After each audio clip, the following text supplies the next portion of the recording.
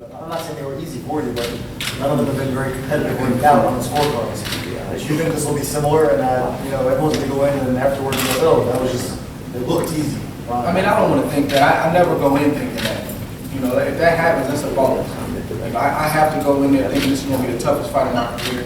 And that's how you answer those questions. You prepare to get hit with a tough shot. You prepare, for something happening. You don't plan on it, but you're mentally ready for it. That's how you go into battle prepared and ready. Who do you think is the mentally tougher fighter? I mean, we get ready to find out in a couple of weeks, in 10 weeks. I just know that I'm not going to back down. So if he's not going to back down, we got ourselves a great situation. But I refuse to be intimidated by a reputation or anything else. I'm just not built like that. And lastly, you've shown that you can fight a multitude of styles and just fight against plan B and plan C. Do you think Kovalev will go to plan B or C if you start timing well? It's tough to say, man. In your heart. He's a good fighter, man. He's a good fighter. He can do more than one thing. So, I can't bank on that. I can't bank on that. I can say that he's never fought a fighter like me, but I never fought a fighter like him. And that's why this fight, I feel like it sells itself because, the ingredients are there. Everything is there. You don't have to make this something that's not. In my opinion, this is a Tommy Hearns, Ray Leonard type of fight. All over again, simply because of where we are in our careers, the type of styles that we have, and everything that's on the line to lose and everything that's on the line to gain. So this is a must-see fight. I know winning is paramount to everything else for you, but how important is it to you that this is also a commercial success on pay-per-view? Of course, I mean it's a business aspect of it. Obviously, you want to have that for many reasons. You want to have that for your bottom line. I want to have that for my promotional company. I want to have that for my manager. I'm a fighter that anybody that's invested with me or anybody that's on my team, I want them to eat too. And of course, HBO as well. So I want it to be a success for many, many reasons. Of course, that has a lot to do. Yeah, you just mentioned this a second ago, but does he remind you of any opponent from the past, or do you think it could end up looking like a specific fight from the past? I don't think it'll look like any specific fight because none of those fighters possessed what he's possessing. I mean, you can reach to a crowd. You can say maybe a Kessler in some respects. Those guys didn't have. I don't want to say they weren't the quality of fighters because those guys were champions and they deserve that kind of respect. But they were different fighters. So I can't put my hat on one person, but there are some similarities with maybe those two guys. You mentioned Sugar Ray and Tommy. You're a boxing historian, Andre. Does this fight, if you win this fight, does this put you at that all-time great level in your opinion? I don't know about all-time great. I just know that it's tough, and it's a tough situation for me because I'm hesitant to rate myself, even privately. And that's why I say things like I want to be great. People say you're already great. I'm like, man, I'm not there yet.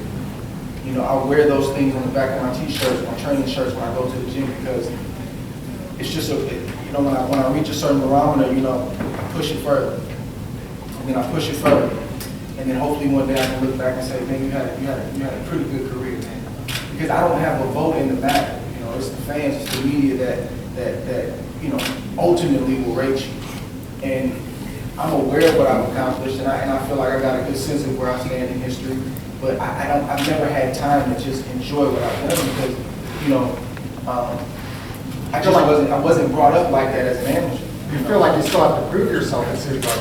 I mean, I feel like, to be honest with you, I feel like I'm proven. I've done it. I've done what I'm supposed to do. Like I've been on the big stage. When this is pay-per-view, this is another level. But I've shown you. I mean, if people don't know what I have now, they'll never know. But when we talk about greatness and all-time greatness, we gotta let these things play out. We'll see where I'm at when it's all said and done. Andre. Great question. Theoretically, a skilled fighter usually beats the puncher, right? But considering you're going up in weight, considering what Kovalev has done, some may say this is the exception. Is that what makes this like a must-watch fight? It's a dangerous fight for both of us. It's a dangerous fight for both of us. When you got two undefeated records on the line. He got a lot of hardware over there. He's got a lot of belts. And you got a hungry man on the other side of the ring who really wants those belts. Really wants those belts. And